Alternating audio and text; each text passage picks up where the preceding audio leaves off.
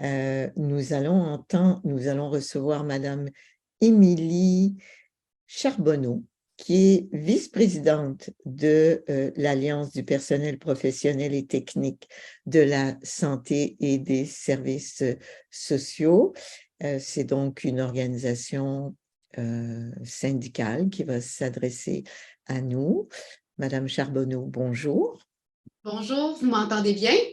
Très bien, vous avez une très belle voix qui porte bien. Alors, je vous laisse la parole pour les 10 prochaines minutes et après, on s'entretiendra avec vous pour des questions d'éclaircissement. Parfait, merci beaucoup. Donc, on l'a souligné, mais je vais le redire. Mon nom, c'est Émilie Charbonneau, vice-présidente à la PTS et également travailleuse sociale de formation. Donc, j'ai œuvré dans différents services, que ce soit la santé mentale, donc première ligne, deuxième ligne. Mon poste est en unité de psychiatrie et clinique externe de psychiatrie. J'ai également œuvré en soutien à domicile, à l'accueil psychosocial, dans les mesures d'urgence et en service hospitalier. Donc, je suis toute concernée aussi personnellement par ce qu'on a aujourd'hui sur la table. Donc, c'est avec un plaisir que je suis ici pour représenter mes membres. Vous l'avez mentionné, on est une organisation syndicale de plus de 67 000 membres à travers le Québec, dont 8 000 membres sont des travailleurs sociaux et 2 700 membres sont des techniciens en travail social. On est près de 80% et plus de femmes à la PTS, donc je trouvais ça important de souligner parce qu'on va y revenir dans notre présentation. Donc, c'est important pour nous de revendiquer des conditions de pratique respectueuses des valeurs professionnelles de nos membres, que ce soit dans l'ordre éthique ou dans l'ordre de la déontologie. Donc, sans plus tarder, je vais m'attaquer, dans le fond, à la raison pour laquelle nous sommes ici aujourd'hui. Ma présentation va avoir deux grands axes qui étaient proposés là, dans les ateliers, soit l'organisation actuelle des services sociaux. Facilite-t-elle la pratique du travail social ou en constitue-t-elle un obstacle? Donc, c'est la première question auquel on va apporter des éléments de réflexion et des éléments de solution, nous l'espérons bien. La deuxième question que nous allons travailler, c'est les services sociaux actuels répondent-ils adéquatement aux besoins de la population? Sont-ils suffisamment accessibles et priorisés par les instances gouvernementales? Donc, ça sera la deuxième question, là, où on vous apportera des éléments de réflexion, des témoignages de nos membres aussi, afin d'amener un éclairage, là, nous espérons, nouveau sur la situation. Je trouve ça important, dans un premier temps, avant d'attaquer la première question, de mentionner que pour nous, ces éléments-là sont intimement liés. Donc, c'est des vases communicants qui se répondent. Donc, on les a séparés, mais globalement, selon nous, plusieurs éléments de réponse et de solutions se répondent là, dans les différents éléments qu'on va vous amener aujourd'hui. En ce qui concerne la première question, d'emblée, j'aimerais dire que tout notre argumentaire est autour de la perte de sens du travail social. Je ne ferai pas l'ensemble des échecs qui ont été mis en place par les différentes réformes, parce qu'il y a des choses qui ont été mises en place par les réformes, mais chose certaine, il y a des échecs qui ont été mis en place dans les réformes. Et ben, qu'est-ce qu'on croit? C'est que PL15 sera un écho à ces échecs-là. Dans la nouvelle réforme, les services sociaux sont encore mis de côté. On a encore une vision hospitalo-centriste des problématiques sociales. Donc, nous, c'est sûr et certain que lorsqu'on fait nos représentations concernant PL15, que ce soit sur les tribunes des commissions parlementaires ou auprès des différents ministères, ben, on trouve ça important de rappeler que PL15 perpétue le problème de l'hospitalocentrisme. On le voit aussi dans la structure générale de la nouvelle santé Agence Québec. Les services sociaux sont encore mis de côté. On met de manière cosmétique les services sociaux sur des comités consultatifs sans aucun pouvoir décisionnel, sauf celui de recommander. Donc, pour nous, ça démontre une volonté claire une volonté claire que les services sociaux demeurent esthétiques, en fait. Donc, on les met là pour dire qu'on a fait une place, mais faire une place, ben, c'est vidé de sens si on n'a pas de pouvoir décisionnel qui y sont associés. Mélanie Bourque et Mme Grenier, qui sont professeurs en travail social de l'Université du Québec en Outaouais, avaient déposé dans un mémoire en 2019 le fait que les différentes réformes ont tranquillement, pas vite, éloigné les travailleurs sociaux de leur capacité à exercer leur profession en les mettant dans des conflits, que ce soit déontologiques ou même éthiques. Donc, déjà en 2019, c'était relevé là, par des chercheurs que les travailleurs sociaux vivaient une perte de sens dans leur travail qui était directement associée aux différentes réformes. Donc, cette perte de sens-là, bien, on la voit aussi dans la consultation qu'on fait auprès de nos membres. On a fait des consultations à la PTS dans le cadre du décloisonnement. C'est un propos qui est avancé de plus en plus, là, notamment par Mme Lebel, qui est responsable de ce dossier-là, le dossier du décloisonnement. Nos travailleurs sociaux, ce qu'ils nous ont mentionné, c'est qu'ils vivent un grand paradoxe. Le paradoxe de la surspécialisation, c'est-à-dire d'être cantonné à faire un acte réservé, c'est-à-dire être grosso modo une shop à ouverture de régime de protection, versus un éclatement total et un fourre-tout. Donc, puis ce fourre-tout-là, ben, on le voit beaucoup dans les tâches administratives. Donc, les travailleurs sociaux se retrouvent à faire une multitude de tâches administratives qui sont complètement déconnectées du travail qu'ils doivent faire dans le quotidien et qui font du sens pour eux. Donc, entre la sous-spécialisation et le fourre-tout se trouve un vide complet, celui de la perte de sens des travailleurs sociaux dans leur pratique, qui, eux, ont une approche systémique et collective. Donc, comment exercer ce en quoi on est formé à travers ces grands paradoxes-là. Donc, pour nous, c'était important de le mettre de l'avant. On souligne, dans le fond, la mise en place de projets pilotes là, qui a été faite. Là, la ministre Blais, dans le fond, le ministère doit commencer à comprendre que faire des statistiques à outrance, bien, ça amène une perte de sens parce que 6 projets pilotes ont été mis en place en soutien à domicile, qui est le pire endroit, en fait, de statistiques ou de paperasse qui a été mise en place. Ça, nos services de réadaptation, bien, on espère que tout ça, ça va faire en sorte qu'on va être capable de voir peut-être poindre une solution à cette perte de sens de travail-là.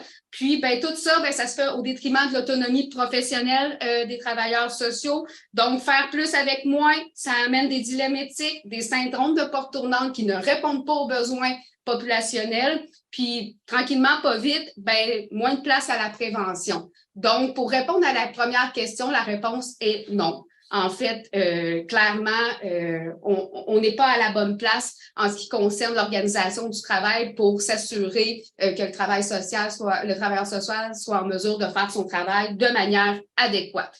On l'a mentionné. Est-ce que, tranquillement, pas vite, on va glisser à la question 2. Les services sociaux actuels répondent-ils adéquatement aux besoins des populations? Sont-ils suffisamment accessibles et priorisés par les instances gouvernementales?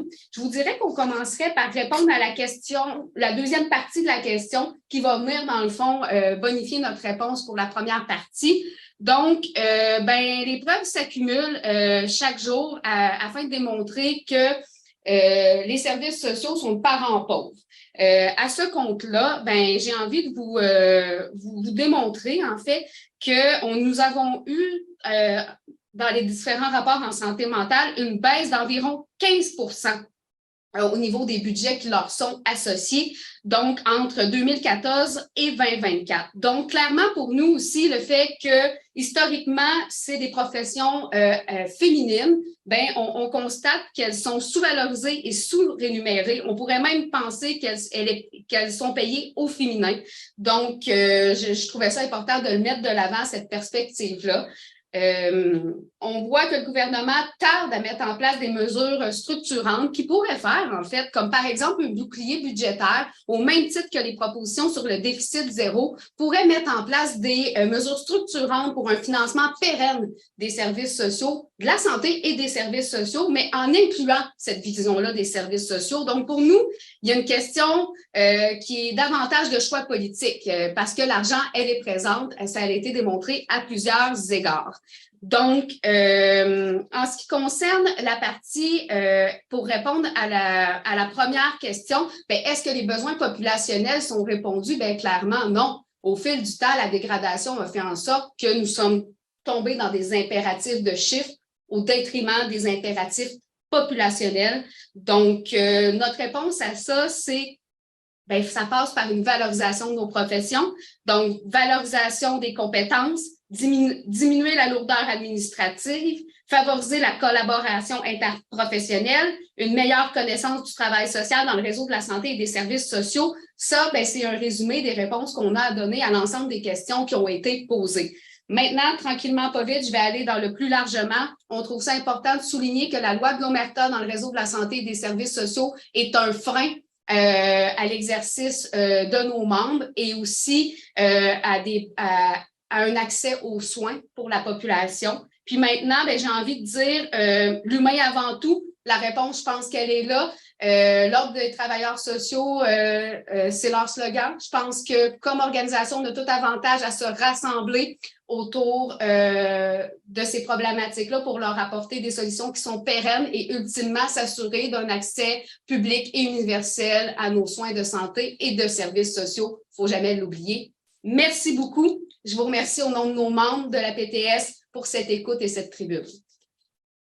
Merci beaucoup, Madame Charbonneau. On a lu avec beaucoup d'intérêt votre mémoire. Dans cette journée, vous êtes comme peut-être la première à bien expliquer jusqu'à quel point la perte de sens a des impacts sur la population, pas seulement sur l'âme des travailleurs sociaux ou des techniciens en travail social. Vous parlez aussi de l'Omerta. Et moi, et vous abordez la perte d'autonomie qui est quand même quelque chose d'assez fondamental et qui revient dans plusieurs mémoires. Moi, je me demandais si vous pouviez suggérer une approche aux États généraux pour justement corriger ces situations-là. Qu'est-ce que les États généraux peuvent mettre de l'avant pour redonner de la parole efficace aux gens en travail social et faire regagner leur autonomie? En premier temps, je dirais de le faire.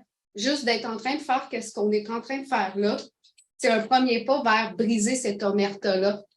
L'omerta dans le réseau de la santé et des services sociaux, malheureusement, on galvaude le concept de loyauté pour en mettre une stratégie de contrôle où les gens ont peur finalement de dénoncer. Je pense qu'il y a quelque chose d'intéressant comme travaux peut-être subséquents à ce qu'on est en train de vivre là, à travailler une proposition commune, une approche multi-interdisciplinaire, mais aussi multi-acteurs de la société civile pour dire la loi de l'Omerta, c'est pas juste une question est-ce que nos membres ou pas peuvent parler, est-ce que nos travailleuses peuvent parler, c'est aussi une question d'accès aux soins. Puis comment nous, comme groupe, on peut faire des propositions, par exemple, au ministère de la Santé et des Services sociaux pour que ce soit encadré et non pas dans un abus de pouvoir. Je pense qu'on a une tribune intéressante avec PL15. Il y a des réflexions qui sont faites en lien avec ça. Puis je pense qu'on aurait notre voix au chapitre en déposant des recommandations comme groupe suite aux travaux qu'on aura fait ici. Parfait. Nadine, est-ce que vous auriez une question?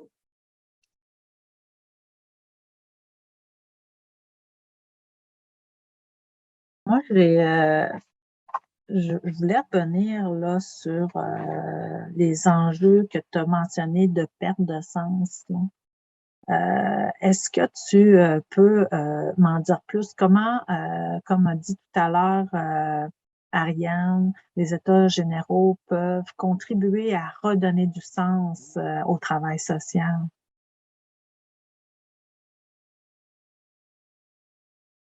Encore une fois, de se rendre compte entre travailleurs sociaux ou en gens qui exercent le psychosocial qu'on a la même chose. Ça enlève un tabou déjà là, de se dire globalement, on perd du sens dans notre travail, Puis globalement, comme dans une approche d'empowerment en travail social, comment on peut faire collectivement pour reprendre du pouvoir là-dessus? Je pense que c'est en faisant des représentations en ce qui concerne l'autonomie de nos gens.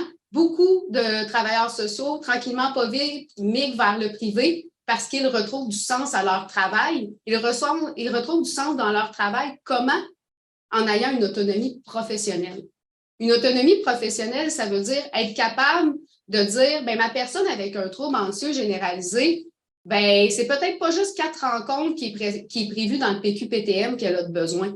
C'est peut-être une 6e puis une 7e rencontre parce que chaque trouble d'anxiété généralisée est différent selon la personne qui est vécue.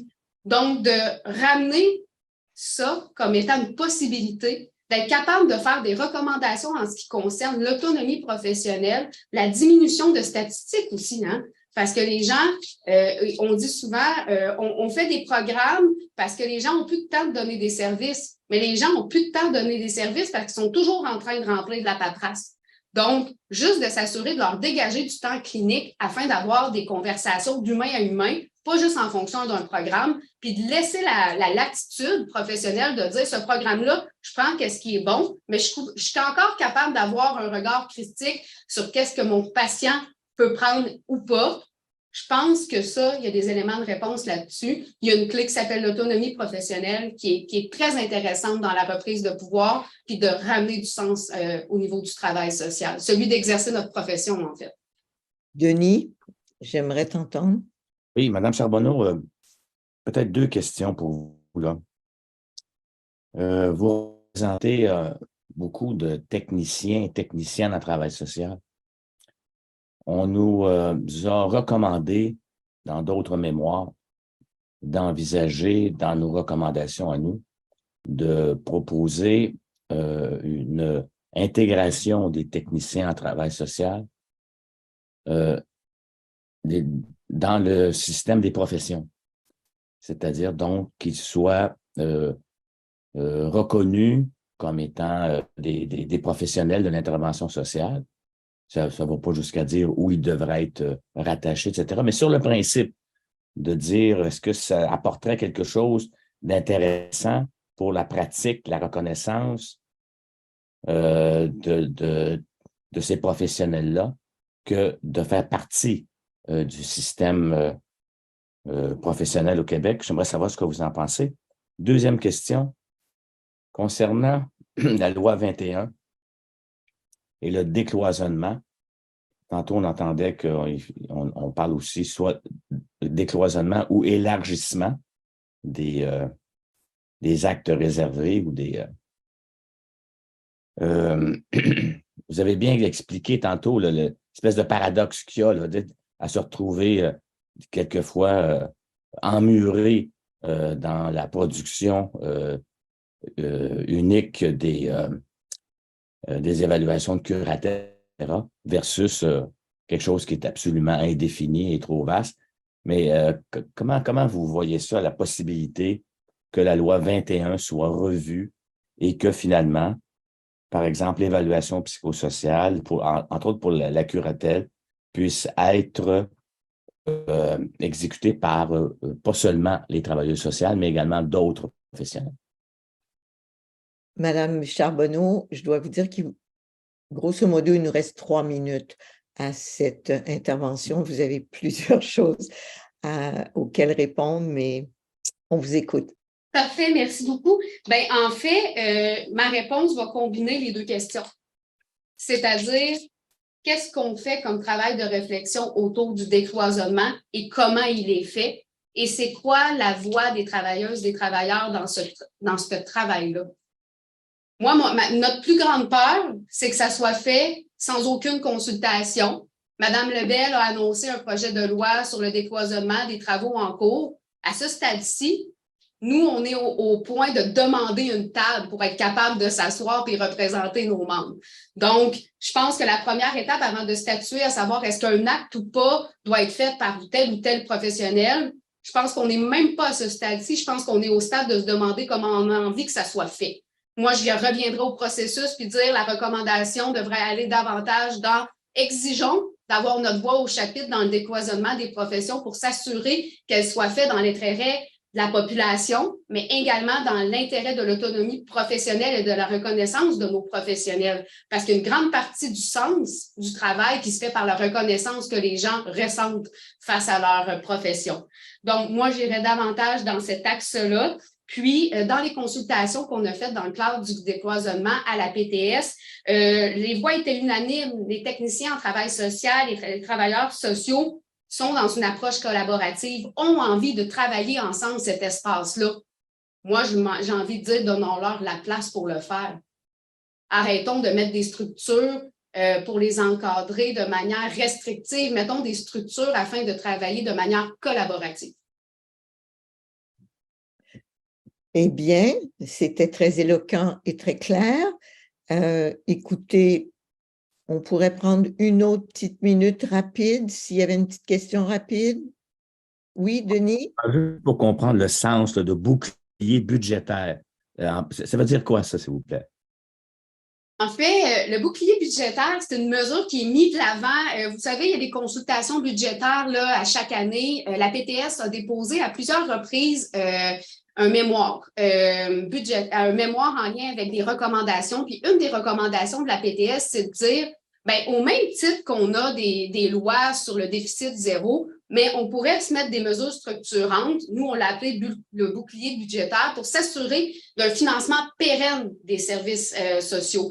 Par exemple, un des problématiques qu'on voit là, sur le financement, c'est qu'on franchit toujours des cycles d'austérité, de réinvestissement, ce qui amène, dans le fond, une déstabilisation au niveau de la planification des ressources. Donc, ce qu'on dit, c'est assurons-nous d'avoir l'argent pour bien planifier. Puis ben ça se structure au même titre que n'importe quelle autre loi structurante du budget, comme par exemple le déficit zéro. Donc, notre prétention, c'est de dire que c'est un choix politique davantage qu'un choix budgétaire.